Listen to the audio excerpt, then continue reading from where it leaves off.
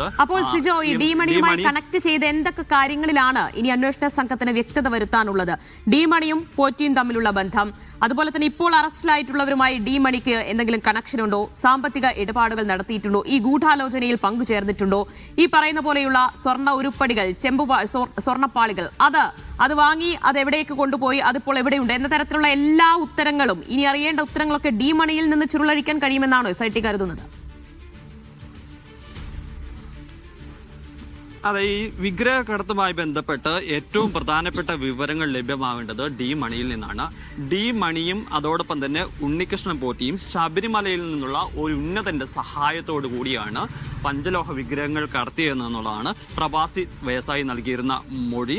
അദ്ദേഹം അതിൽ ഉറച്ചു നിൽക്കുകയും ചെയ്യുകയാണ്. ആദ്യഘട്ടത്തിൽ ഡി മണി, ഈ പ്രവാസി വ്യവസായി പറയുന്ന മണി താനല്ല എന്ന് ഡി മണി ആവർത്തിച്ച് പറയുന്നുണ്ടെങ്കിൽ പോലും പിന്നീട് വീണ്ടും അന്വേഷണ സംഘം ഈ പ്രവാസി വ്യവസായിയെ കാണുകയും ചെയ്തിരുന്നു.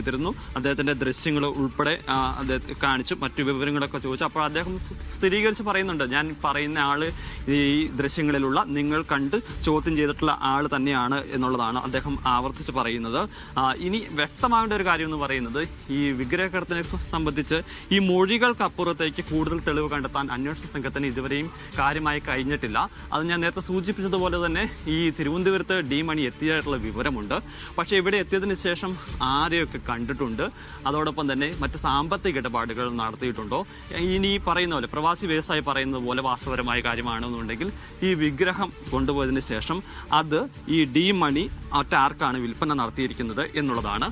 അത് സംബന്ധിച്ച വിവരങ്ങൾ ലഭിക്കുമ്പോൾ മാത്രമാണ് ഈ അന്താരാഷ്ട്ര വിഗ്രഹക്കടത്തിൽ ഈ പറയുന്ന ഈ വിഗ്രഹത്തിൽ അന്താരാഷ്ട്ര ബന്ധം സംബന്ധിച്ച് കൂടുതൽ വിവരങ്ങളിലേക്ക് അന്വേഷണ സംഘത്തിന്. അല്ല സിജോ, ഇതിൽ ഡി മണിയുടെ സുഹൃത്ത് ശ്രീകൃഷ്ണനും കൂടി ഇന്നിപ്പോൾ ചോദ്യം ചെയ്യലിൽ എത്തുന്നുണ്ട് എന്നാണ് വിവരം. ഈ ശ്രീകൃഷ്ണന്റെ പങ്ക് എന്താണ് ഇതിൽ? പോറ്റിയുമായുള്ള ഒരു കണക്ഷൻ പോയിന്റ് ആയിരുന്നു ശ്രീകൃഷ്ണൻ. ശ്രീകൃഷ്ണൻ അദ്ദേഹത്തിന്റെ അടുത്ത സുഹൃത്താണ്. പല കാര്യങ്ങളും അദ്ദേഹത്തിന് വേണ്ടി കാര്യങ്ങൾ ചെയ്തു കൊടുക്കുന്ന ഒരു സഹായി എന്ന നിലയിലാണ്. അത് മാത്രമല്ല, ഇയാൾ ഡി മണി സ്വന്തമായി ഒരു ഫോൺ ഉപയോഗിച്ചിരുന്നില്ല. സ്വന്തമായി ഫോൺ ഉപയോഗിച്ചില്ല എന്ന് പറഞ്ഞാൽ അയാളുടെ പേരിൽ ഒരു സിം കാർഡ് എടുക്കുകയൊന്നും ചെയ്തിരുന്നില്ല. അതിനപ്പുറത്തേക്ക് ഇവരുടെ പേരിൽ എടുത്തിരിക്കുന്ന പല സിം കാർഡുകളുമാണ് ഉപയോഗിക്കുകയും ചെയ്തിരിക്കുന്നത്. അതുകൊണ്ടാണ് ഇതുമായി ബന്ധപ്പെട്ട കാര്യങ്ങൾ വ്യക്തമാക്കുന്നതിന് വേണ്ടിയിട്ട് അവരോട് കൂടി ഹാജരാകാൻ ആവശ്യപ്പെടുകയും ചെയ്തിരിക്കുന്നത്. ഞാൻ മനസ്സിലാക്കുന്നതനുസരിച്ച് 4-5 പേരോട് ഉണ്ട്. അതായത് നമുക്കിപ്പോൾ ലഭിക്കുന്ന ഡി മണി, അതോടൊപ്പം തന്നെ ശ്രീകൃഷ്ണൻ, അങ്ങനെ 1-2 പേർക്ക് അപ്പുറത്തേക്ക് ഇവർക്ക് വേണ്ടി സഹായം ചെയ്തു കൊടുത്തുള്ള 2-3 പേരോട് കൂടി ഹാജരാകാൻ ആവശ്യപ്പെട്ടിട്ടുണ്ട്. പക്ഷെ അവരെ ഇന്ന് തന്നെ എത്തുമോ എന്നുള്ളതോ അല്ലെങ്കിൽ വിവരങ്ങൾ കൈമാറുമോ എന്നുള്ള കാര്യത്തിൽ ഇവരെ ചോദ്യം ചെയ്യലിന് അന്വേഷണ സംഘം വിളിച്ചു വരുത്തുക തന്നെയായിരുന്നില്ലേ? ഒരു അറസ്റ്റിനൊക്കെ സാധ്യതയുണ്ടോ ഈ ചോദ്യം ചെയ്യലിന് ശേഷം? ഈ ഘട്ടത്തിൽ ഒരു അറസ്റ്റിലേക്ക് പോകുമെന്ന് നമുക്ക് പറയാൻ സാധിക്കില്ല. കാരണം ഇവരുടെ പങ്ക് വ്യക്തമാകുന്ന തരത്തിലുള്ള അല്ലെങ്കിൽ അറസ്റ്റിലേക്ക് നീങ്ങുന്ന തരത്തിലുള്ള വിവരങ്ങൾ ഇതുവരെയും ലഭ്യമായിട്ടില്ല. ഇപ്പോൾ അന്വേഷണ സംഘത്തിന് മുന്നിലുള്ളതെന്ന് പറയുന്നത് ഈ പ്രവാസി വ്യവസായി നൽകിയിരിക്കുന്ന മൊഴി, അതോടൊപ്പം തന്നെ ഇവരിവിടെ വന്നിട്ടുണ്ട് എന്നുള്ള സ്ഥിരീകരിക്കുന്ന ചില വിവരങ്ങൾ എന്നുള്ളതാണ്. പക്ഷേ എന്തെങ്കിലും സാമ്പത്തിക ഇടപാടുകൾ നടത്തിയതായി ബന്ധപ്പെട്ടോ അല്ലെങ്കിൽ വിഗ്രഹങ്ങൾ കൊണ്ടുപോയിട്ടുണ്ടോ എന്നുള്ളത് സംബന്ധിച്ച് അത് സ്ഥിരീകരിക്കുന്ന വിവരങ്ങളിലേക്ക് അന്വേഷണ സംഘത്തിന് എത്താൻ സാധിക്കുന്നതേ ഉള്ളൂ. എന്തായാലും ഇവരെ വിശദമായി ചോദ്യം ചെയ്യുന്നതിലൂടെ അതിൽ നിർണായകമായ ചില വിവരങ്ങൾ കിട്ടുമെന്നാണ് പ്രതീക്ഷിക്കപ്പെടുകയും ചെയ്യുന്നത്.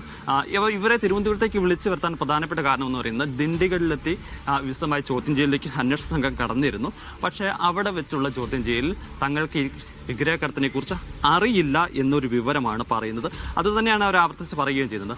അവിടെ ഇനി ദിണ്ടിഗൽ വെച്ച് ചോദ്യം ചെയ്താൽ ഇതിൽ കൂടുതൽ അപ്പുറത്തേക്ക് മുന്നോട്ട് പോകാൻ സാധിക്കില്ല എന്നുള്ളൊരു കണക്കൂട്ടൽ SITക്ക് ഉണ്ടായി. അതുകൊണ്ടാണ് തിരുവനന്തപുരത്തെ ഓഫീസിലേക്ക് വിളിച്ചു വരുത്തുന്നത്.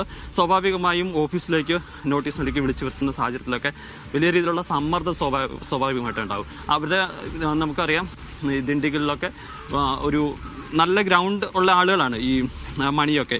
അപ്പോൾ അവരുടെ ഒരു സ്പേസിൽ പോയി ചോദ്യം ചെയ്യുമ്പോൾ അവർക്കുണ്ടാകുന്ന ഒരു കോൺഫിഡൻസ് ഉണ്ട്.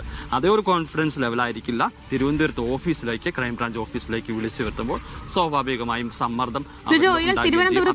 എത്തിയെന്നാണല്ലോ പറയുന്നത്. അത് ഏത് കാലത്താണ് ഈ ശബരിമലയിൽ ഈ സ്വർണ്ണക്കൊള്ള നടന്നു എന്ന് കരുതുന്ന കാലയളവിൽ തന്നെയാണോ ഇയാൾ തിരുവനന്തപുരത്ത് എത്തിയത്?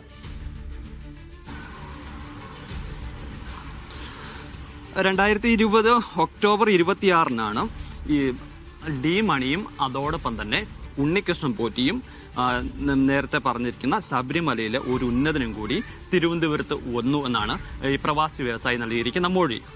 ഈ പ്രവാസി വ്യവസായി ഡി മണി ഫ്ലൈറ്റ് മാർഗം തിരുവനന്തപുരത്തെത്തുന്നു.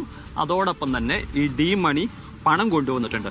അത് കാറ് മുഖേനയാണ്, റോഡ് മാർഗം കാറിലാണ് പണം കൊണ്ടുവന്നെന്നുള്ളതാണ് പ്രവാസി വ്യവസായി പറയുന്നത്. അദ്ദേഹം പറയുന്ന പ്രധാനപ്പെട്ട കാര്യം, അദ്ദേഹവുമായിട്ടാണ് ആദ്യഘട്ടത്തിൽ ഈ വിഗ്രഹ കടത്തുന്നതിന് വേണ്ടിയിട്ടുള്ള ഇടപാട് നടത്താൻ ആലോചിച്ചത്. പിന്നീട് അദ്ദേഹം അതിന് തയ്യാറായില്ല. അത് നടക്കാത്ത സാഹചര്യത്തിലാണ് മറ്റു ചില ആളുകളുമായി ഡി മണിയുടെ നേതൃത്വത്തിൽ വിഗ്രഹത്തിലേക്ക് നീങ്ങുകയും ചെയ്യുന്നത്. ഈ വിഗ്രഹം വിൽപ്പന നടത്തിയതിനു ശേഷം വിദേശത്തേക്ക് കടത്തി എന്നൊരു സംശയമാണ്, ഒരു മൊഴിയാണ് പ്രവാസി വ്യവസായി അന്വേഷണ സംഘത്തിന് നൽകുകയും ചെയ്തിരിക്കുന്നത്. എന്തായാലും ഞാൻ നേരത്തെ സൂചിപ്പിച്ചതുപോലെ തന്നെ വളരെ പ്രധാനപ്പെട്ട ഒരു ചോദ്യം ചെയ്യലാണ്. കാരണം ഇതുവരെയും കാര്യമായ ഒരു വിവരങ്ങളിലേക്ക് ഇത് അന്വേഷണ സംഘത്തിന് ലഭിച്ചിട്ടില്ല.